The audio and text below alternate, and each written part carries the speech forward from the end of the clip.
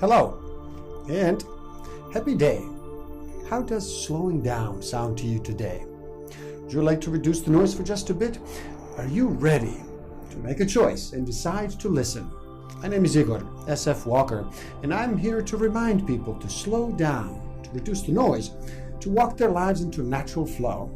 Welcome back to the Book of the Week series. Every week as I read another amazing title, I share it with the world. And today we look at The Doors of Perception and Heaven and Hell by Aldous Huxley and J.G. Ballard. It was 1886 that the German pharmacologist Ludwig Loewen published the first systematic study of the cactus, to which his own name was subsequently given. Anolonium leveni was new to science. To primitive religion and the native Indians of Mexico and the American Southwest, it was a friend of immemorially long standing. Indeed, it was much more than a friend. In the words of one of the early Spanish visitors to the New World, they eat a root, which they call peyote, in which they venerate as though it were a deity. Each one of us are capable of manufacturing a chemical minute doses of which are known to cause profound changes in consciousness. Certain of these changes are similar to those which occur in that most characteristic plague of the 20th century, schizophrenia. Is the mental disorder due to a chemical disorder? And is the chemical disorder due in its turn to psychological distresses affecting the adrenals? We live together. We act on and react to one another. But always and in all circumstances, we are by ourselves. The martyrs go hand in hand into the arena. They're crucified alone. Embraced, the lovers desperately try to fuse their insulated ecstasies into a single self-transcendence. In vain. By its very nature, every embodied spirit is doomed to suffer and enjoy in solitude. Sensations, feelings, insights, fancies, all of these are private and except through symbols and at second hand, incommunicable. We can pull information about experiences, but never the experiences themselves. From family to nation, every human group is a society of island universes. To see ourselves as others see us is a most solitary gift.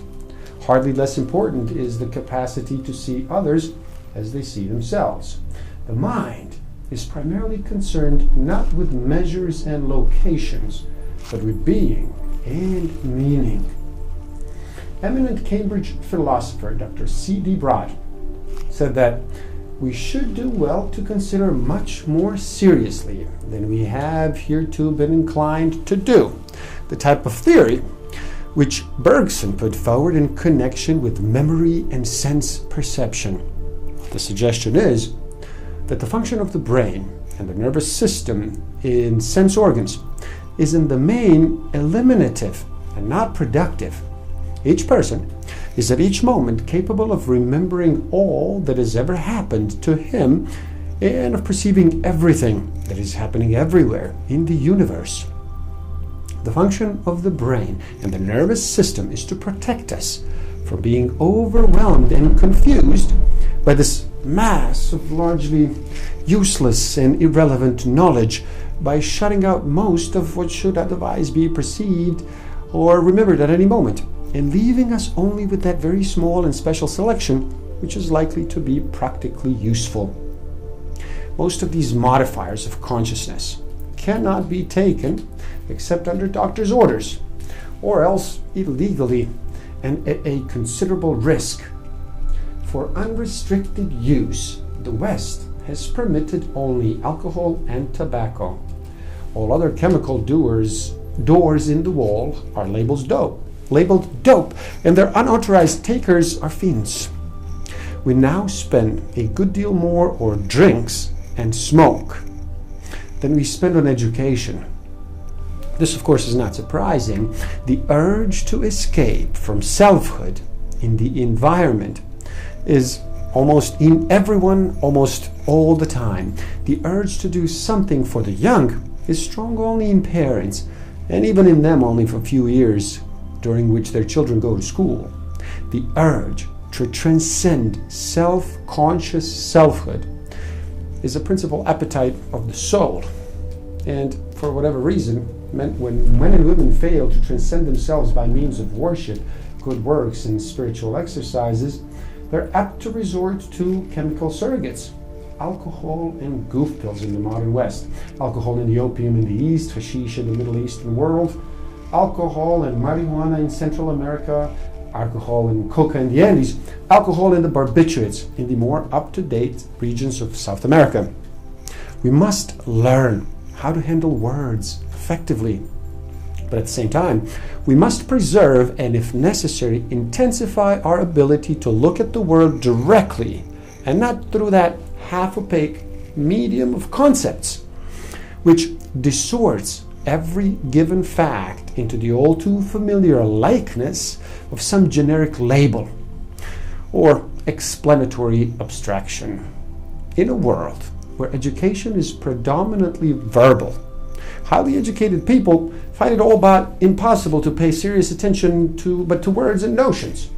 There's always money for, there's always doctorates in the learned foolery of research into what, for scholars, is the all-important problem. Who influenced whom to say what and when?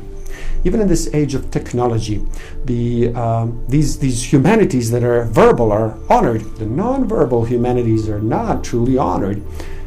The given facts of our existence are almost completely ignored. When it comes to how you and I, our children, our grandchildren, may become more perceptive, more intensely aware of inward and outward reality, more open to the spirit, and less apt by psychological malpractices to make ourselves physically ill, and more capable of controlling our own autonomic nervous system, when it comes to any form of non-verbal education, more fundamental and more likely to be of some practical use than the Swedish drill, no really respectable person in any respectable university or even church will do anything about it.